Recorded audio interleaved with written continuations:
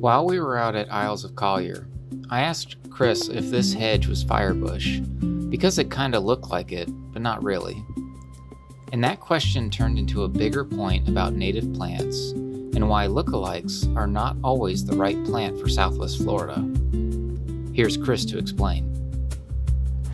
Most people would probably call this firebush. Some people will probably be sold, the wrong plant because they don't know, and who's to know? The reason we're so focused on native plants is because they're established. They know this climate. They can grow well. They can thrive. They can, kind of go through their natural life cycle. Versus something like this that might not be freeze tolerant. So it might be a hybrid, might be close to a firebush, but it's not.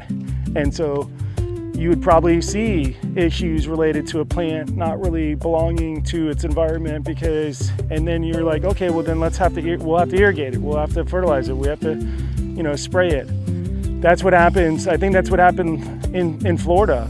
Florida went after plants that, could grow, could be easily produced, easily to, recognize in just, kind of a cookie cutter kind of, plant palette. That then, you can kind of see the response, oh, well, the plant's not doing good.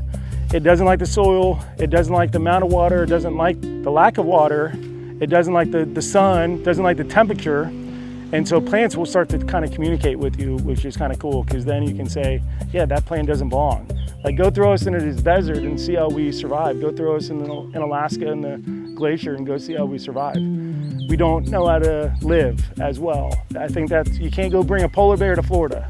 We have to artificially put inputs in these plants to make them do well. That isn't good for any system. That's an expensive process to do that.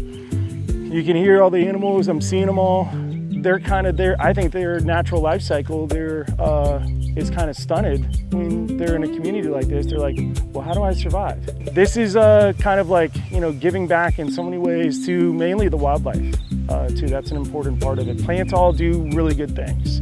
Plants take up carbon dioxide. They put out oxygen. Good. Win for all of us. All plants do that too. Are they providing food for the animals and wildlife that are here locally? Are they providing bedding for their nests? Things come back to an area when you start to put plants in. It's amazing how quickly the animals and wildlife find the plants that are here in the first place.